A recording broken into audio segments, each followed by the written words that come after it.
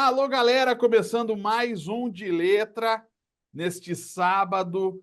O futebol agora não para. Eu estava falando para a Giovana, para o João, para o Bório, não para o Ricardo, porque o Ricardo ainda não tinha entrado na sala, mas nós teremos aí um mês de junho repleto de futebol. Ao todo são 19 jogos, destes 18 já definidos, faltando por definir o jogo do Atlético com o Ipiranga. Isso se a CBF não for canalha e definir entre a gravação do programa e a exibição nesse sábado pela manhã. Mas, gente, é uma semana, muito incessante, assim, as coisas vão mudando de uma hora para outra, e é tão engraçado isso, porque o time que está mal antes, o time melhora no dia seguinte, depois o outro não sei o quê, daí, mas vocês só falam o resultado. Mas, claro, o futebol é resultado. E aí a gente vai para um sábado raro, vou dizer para vocês, nesse mês de junho, um sábado raro sem jogos, né? Porque teremos um domingo aí com rodada dupla entre Paraná e Foz, ou melhor, Foz e Paraná, e Fortaleza e Atlético. Vamos pensar do começo, Ricardo.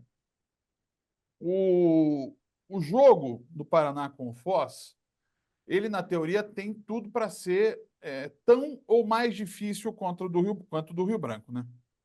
Eu acho que um pouquinho mais tranquilo, porque o Rio Branco tem feito uma campanha muito segura, né? Até na última rodada, em casa contra o Iguaçu, abriu 2-0, tomou o empate e no último lance conseguiu a vitória. O Iguaçu é o único time 100%, o Iguaçu não, o Rio Branco é o único time 100% nessa divisão de acesso, e eu acho que aí o Rio Branco está se mostrando a grande força. O Foz não. O Foz ele vem tropeçando, ele vem tendo dificuldades. O que pesa contra o Paraná é que é mais um jogo fora. E no único jogo fora até aqui na divisão de acesso, o Paraná se complicou muito. Jogou com dois a mais quase boa parte do segundo tempo e não conseguiu empatar. Então acho que após a vitória sobre o Laranja Mecânica foi falado muito sobre isso. O Paraná precisa manter o mesmo padrão fora de casa, precisa jogar indo para cima, e o próprio não foi o Thiago José Luiz que deu a entrevista e os jogadores falaram: não, a gente tem que seguir o mesmo estilo de jogo, mas a gente sabe que o discurso é um e na prática é outro. Acho que o Paraná tem que se provar muito nesse jogo contra o Foz, porque um novo tropeço você coloca um terceiro time nessa briga pelas duas primeiras colocações, que seria para decidir a semifinal em casa. Acho hoje o Rio Branco e o Paraná um passo à frente dos demais, mas o Paranavaí e o Foz seriam, digamos, a terceira e quarta forças.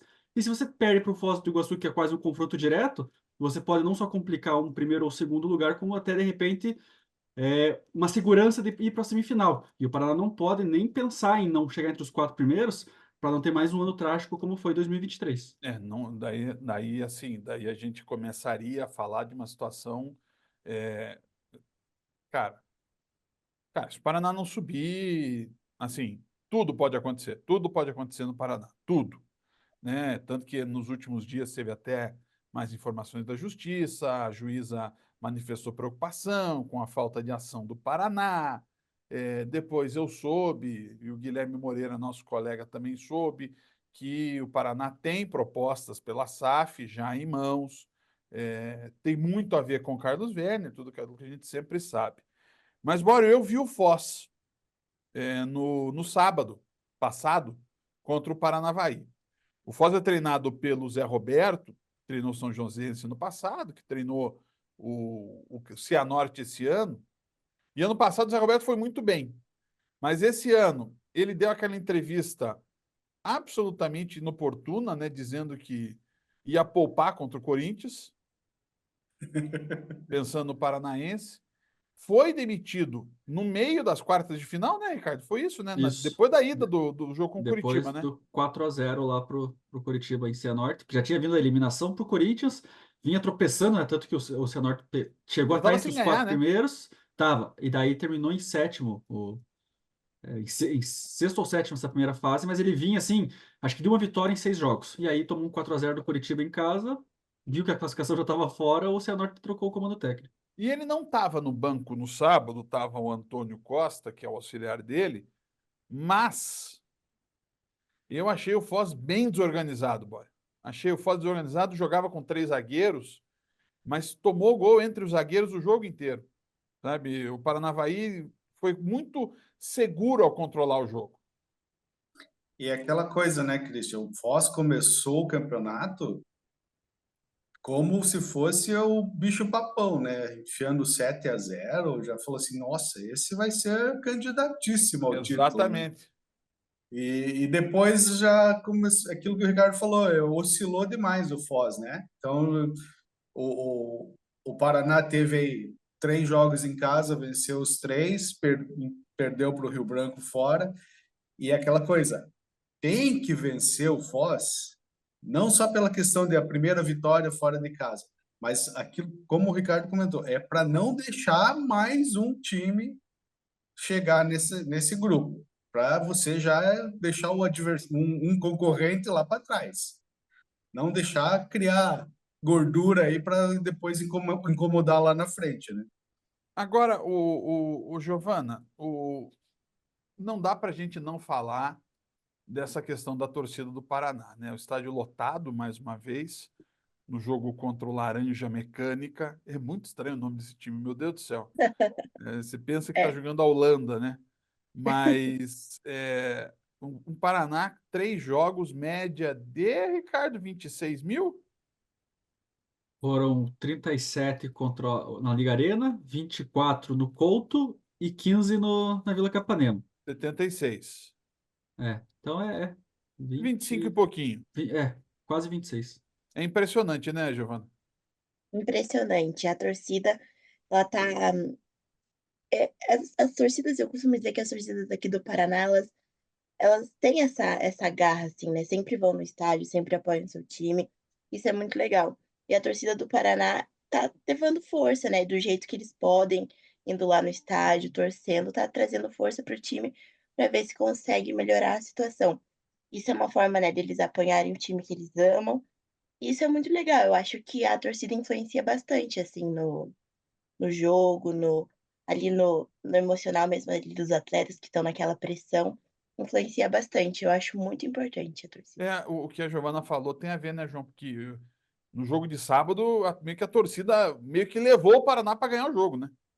Sim, com certeza. Colocou eles para cima, aquela festa que fizeram no início foi muito importante para dar um gás no time. O time olha, vê o que a torcida tá fazendo e fala, cara, eu tenho que corresponder. Se eu não corresponder, a torcida vai começar a abandonar. E daí não vai mais apoiar da mesma forma. E Eu estava tem, pensando aqui da festa, o que o João lembrou. Foi bonita mesmo, né? O foguetório foi bem bacana. É algo que a gente já não vê tanto mais, né? Porque tem tanta restrição no estádio. E eu sempre lembro da brincadeira, não, da história inacreditável, verdadeira, do nosso operador lá na 98, Laerte Júnior, que quando, né, era a época do Green Hell, né? Então tinha Green Hell, não sei o quê, né? Eu acho que era a época da Copa do Brasil, do Curitiba. E aí teve um dia o Atlético fez. É Rua de Fogo que chama o Atlético, né? Torcida do Atlético, né? É, isso. Fez a Rua de Fogo e ele ficou vendo lá de cima e voltou e falou para nós: Nossa, muito bacana esse Green Hell vermelho. Ai, ai, ai, ai, ai. Christian, Foi. não, só completar o que a Giovana e o João falaram, que assim, a torcida do Paraná realmente ela abraçou o time e tá jogando, levando no colo mesmo para buscar o resultado.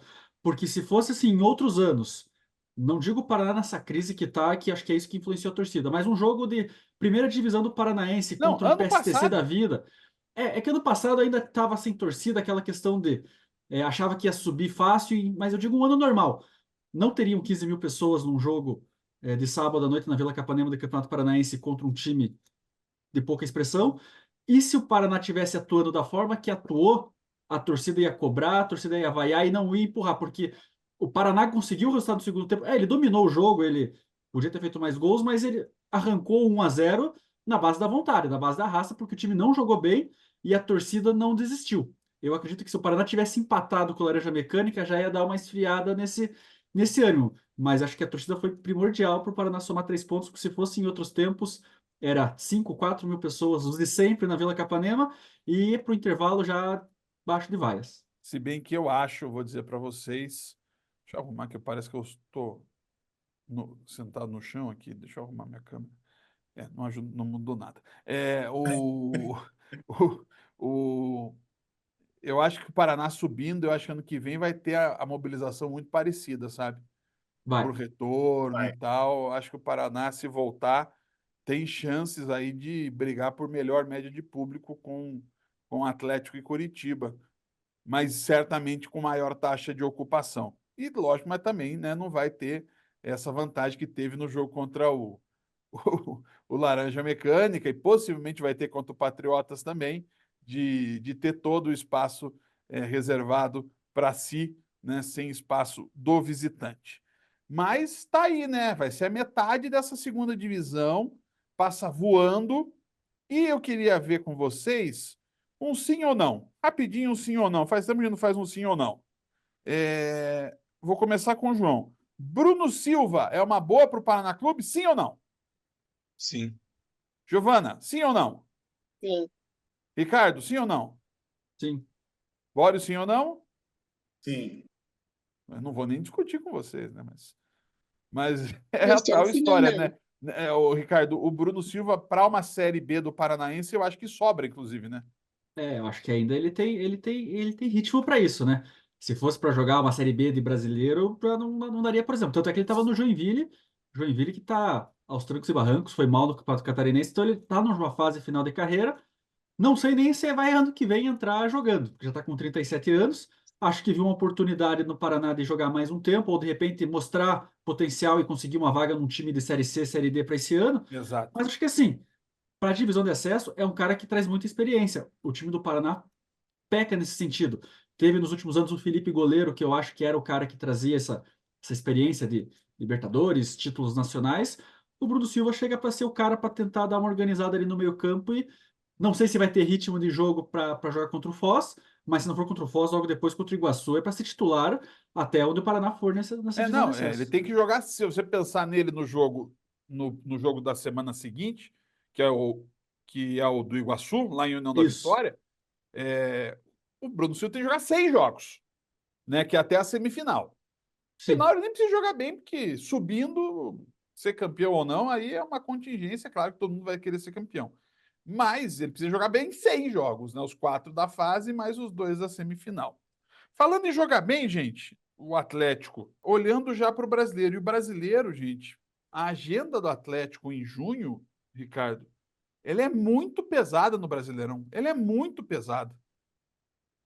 Ele pega o Fortaleza agora nesse domingo, só que aí ele tem 11 dias de folga, né?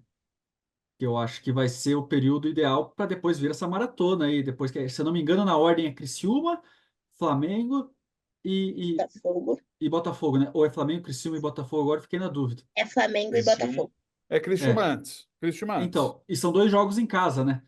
Então ele vai ter a voltada em Fortaleza, vai ter 11 dias para treinar, 2 jogos seguidos sem viajar e depois vai para o Rio de Janeiro. Acho que aí a primeira metade dessa sequência em junho vai ser fundamental para ver o que o Atlético pode brigar. Até porque podemos ter um confronto de líder contra vice-líder nesse Atlético e Flamengo. E aí é o que o Atlético vai ter que dar o cartão de visita dele. Vamos brigar lá em cima ou tá bom ficar de repente num G4 e focar nas Copas? Acho que empatar com o Fortaleza é bom resultado, ganhar do Criciúma em casa é obrigação, e aí você vê contra o Flamengo o que vai ser pela frente, que acho que vai ditar a sequência do Atlético até o final do Brasileiro.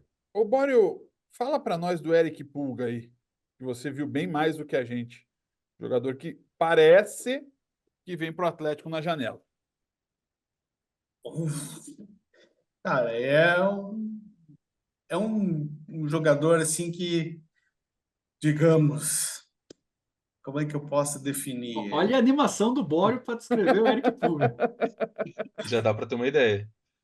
É, cara, ele é bem participativo, é um cara que tem uma boa controle de bola, tudo. Mas assim, eu não vejo como se fosse assim, puta, uma baita contratação para o Atlético, viu? Sabe, a torcida estava há poucas semanas aí falando de Gabigol e Keno, Gemerson, pô, vem Eric Pulga. Cara, eu não consigo ver isso como uma ótima notícia para o Atlético. E nem, né, Giovana, ainda, e nem o Jonas Toró, né? Giovana, essa coisa do Atlético, eu te criei uma tese nesse dia, queria saber a tua opinião. Porque, assim, beleza, não vai vir Gabigol, não vai, diz que vem um cara, pode ser, coisa e tal, que pode ser até o zagueiro, né? Um zagueiro mais canchado, já se falou até no Lianco, que quer voltar para o Brasil para jogar na seleção.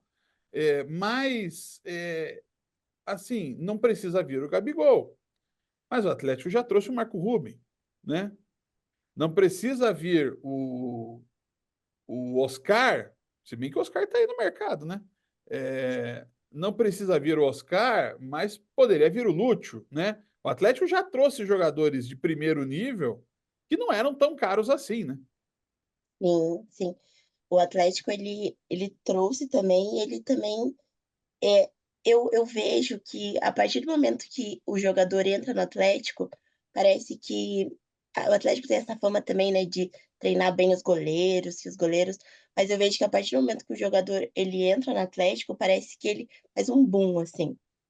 É um, não sei, é uma coisa que eu tenho aqui na minha cabeça. Mas eu vejo que também essa questão do Gabigol, né, igual a gente discutiu no, na semana passada, também uma questão do Cuca, né, também uma questão ali dos treinadores ali da mais interna ali do Atlético. Mas o Atlético tem condição, sim, de trazer ótimos jogadores também, jogadores de fora, que também não são tão caros, né, igual o Gabigol, por exemplo, que queriam trazer. Ele tem condição, sim, e existe muitos jogadores bons que dá para encaixar no elenco do Atlético e também não precisa investir tanto, igual o Gabigol mesmo, por exemplo. Não, e até porque, né, João e Ricardo, assim, eu acho que tá mais barato trazer jogador de fora do que do Brasil, né? E jogadores também que em algum momento, ou melhor, no momento que vivem na carreira, não estão sendo protagonistas no clube em que estão. E aí acabam não desempenhando bom futebol no clube em que estão. E aí, quando chegam no Atlético, assumem um protagonismo, começam a desenvolver melhor e a apresentar mais resultados. E aí isso pode trazer muita qualidade para o Atlético. É, é por aí, Ricardo. Eu acho que, assim, o Atlético já deve estar com um pacote até meio fechado, se a gente for bem sincero, né? O Atlético, na verdade, ele segue três padrões de contratação, né? Ou é o cara muito novo, que eles vão terminar de lapidar e vai explodir, aí a gente vê vários exemplos, Bruno Guimarães, Vitor Roque, o Abner, lateral esquerdo. Não, vamos Esse é até um, mais atrás, né, Ricardo? Lucas, Cocito e Gustavo. então, aí esse é o primeiro ponto. Eles apostam em jogadores novos e que têm potencial. O segundo histórico é trazer jogadores experientes da América do Sul em final de carreira para dar uma cancha de experiência para o time. E a terceira é o que o João falou. Jogador que está encostado às vezes no outro time, não é tão protagonista, mas para o Atlético às vezes encaixa melhor. E eu acho que é esse o mercado que o Cuca pretende fazer nessa janela. Porque a gente fala ali, Gabigol. Gabigol hoje é reserva do Flamengo, embora seja talvez um dos 5 maiores ídolos do clube pelo que fez em títulos. Aí tentou também o Dudu e o Rony no Palmeiras. Dudu acho muito difícil, porque o Dudu só perdeu vaga porque se machucou. E agora com a saída do Endrick, é natural que o Dudu volte a ser titular. Mas o Rony não vive um bom momento no Palmeiras e tem a sua marca no Atlético. Então o Cuca está seguindo por esse caminho. Não vamos surpreender se trouxer um jogador acima dos 30 anos, mas que em algum momento da carreira tenha sido primordial em alguma equipe e talvez trabalhado com o Cuca. Não consigo pensar nenhum nome, por exemplo, recente de Santos e Atlético Mineiro, mas se falou no Marinho. Marinho teve, acho que o auge da carreira dele no Santos com o Cuca naquele ano de final da Libertadores. Acho que é esse o caminho, mas não vão investir assim. Vamos superar o teto, vamos trazer a maior estrela possível, porque a gente sabe que o Petralha ele gosta de ganhar dinheiro e não gosta de gastar dinheiro, né? Ele prefere, se ele tem 10 milhões na mão, ele prefere trazer três caras de três e ainda sobrar um para poder revender depois cada um por 15. Ô, Bório, agora a gente falou do Eric Pulga, agora o Atlético vai enfrentar amanhã um Fortaleza, esse sim, na alta, né? Vem né, de campanha boa de Sul-Americana também, com classificação, mas em especial, assim, o jogo que meio que abalou o Nordeste, né? Que foi aquele jogo do Foi, Com Esporte, né? foi. Foi um jogo que ninguém esperava a facilidade que o Fortaleza encontrou para abrir tanta vantagem assim logo no primeiro tempo, né? Porque era para ter sido um jogo muito mais equilibrado, porque o Sport está fazendo um baita de uma Série B, é um dos favoritos a subir tranquilamente, e é um time bem organizado, o Sport. Eu não sei o que aconteceu, que deu um branco total, parece, no time, que desandou tudo. E o Fortaleza, assim, o Fortaleza não vinha bem no Campeonato Brasileiro, na Série A, mas na Sul-Americana e na Copa do Nordeste, que está atropelando, né? Agora vai ter a final aí contra o CRB, né? Vamos ver. O Fortaleza é favoritíssimo. Só que criaram aqui até o Fortaleza criou um negocinho para dar uma cutucada, dizendo que o Rei Pelé, que o estádio não tem capacidade mínima para receber a final da Copa do Ixi, Nordeste. criou a Aí confusão. Aí o CRB já apresentou o borderô de um jogo passado aqui com mais de 16 mil pessoas. Aí Mas acabou, qual que né? é o mínimo? É 15? 15, mínimo é 15 mil. E Bom, o Rei quantos Pelé estavam? cabia mais, né? Pois é. Pois é, quando eu vi isso aí, eu falei, meu Deus, mas o Rei Pelé cabe mais que 15 mil pessoas. Sei lá. E Glorioso Trapichão, tá né, Bora? pichão, né? Você vai ver as finais da Copa do Nordeste, Bora? Cara, depende do horário, né? É verdade. Tem que ficar fechando o jornal, né? Ah, mas o jornal espera. Ah, Até porque sim, tem que esperar o jogo, né? Já manda a Leva o crônica computador pro lá. estádio, né? Credencia, fala pro Dudu credenciar o Bora, que daí o Bora fecha o é, jornal no estádio.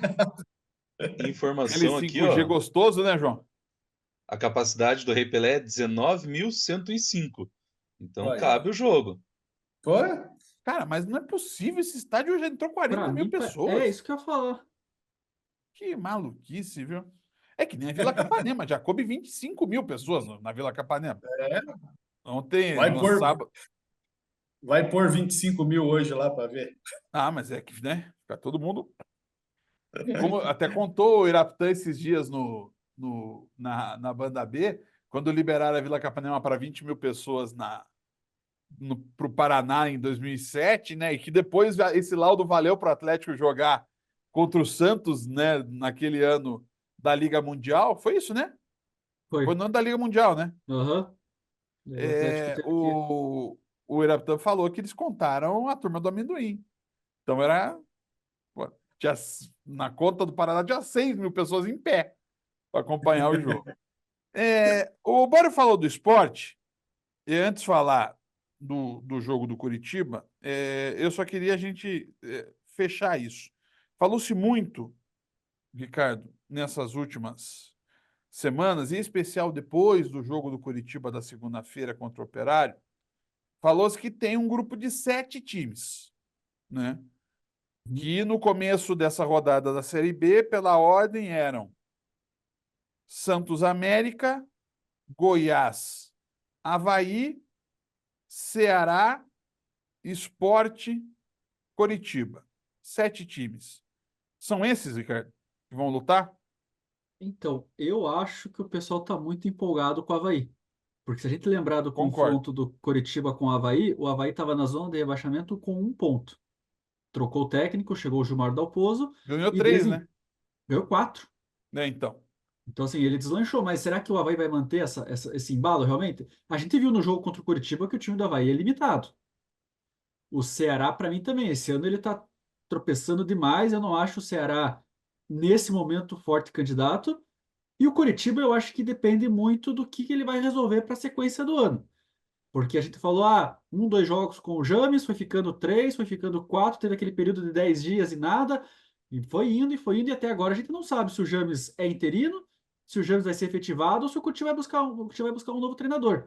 Acho que passa muito por essa decisão para a gente saber se o Coritiba vai realmente se manter ali em cima ou teve aquele momento de deslanche quando sempre troca um comando técnico e o James conseguiu tirar alguma coisa dos jogadores, mas dificilmente um técnico, quando ele fica interino e é efetivado, mantém ao longo do trabalho. Assim, eu conto acho que nos dedos treinadores que eram para ser tapa-buraco e acabaram dando certo. Não estou desmerecendo nem dizendo que o James não tem competência, mas acho que falta o Curitiba definir, não, o James é o nosso técnico ou é o fulano. Então, acho que é aí que passa para o Curitiba entrar na briga.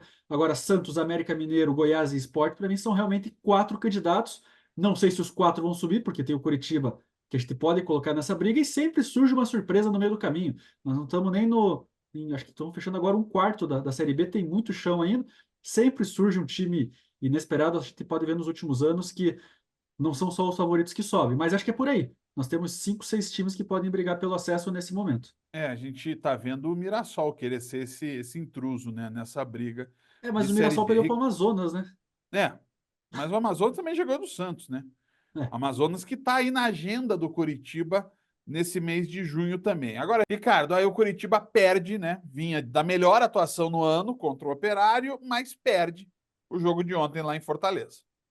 O que mostra que o Curitiba ainda está irregular, né? A gente vê que ganha do Guarani aos trancos e barrancos, aí empata com o Novo Horizontino, ganha do Operário passando por cima e daí vai lá e tropeça para o Ceará.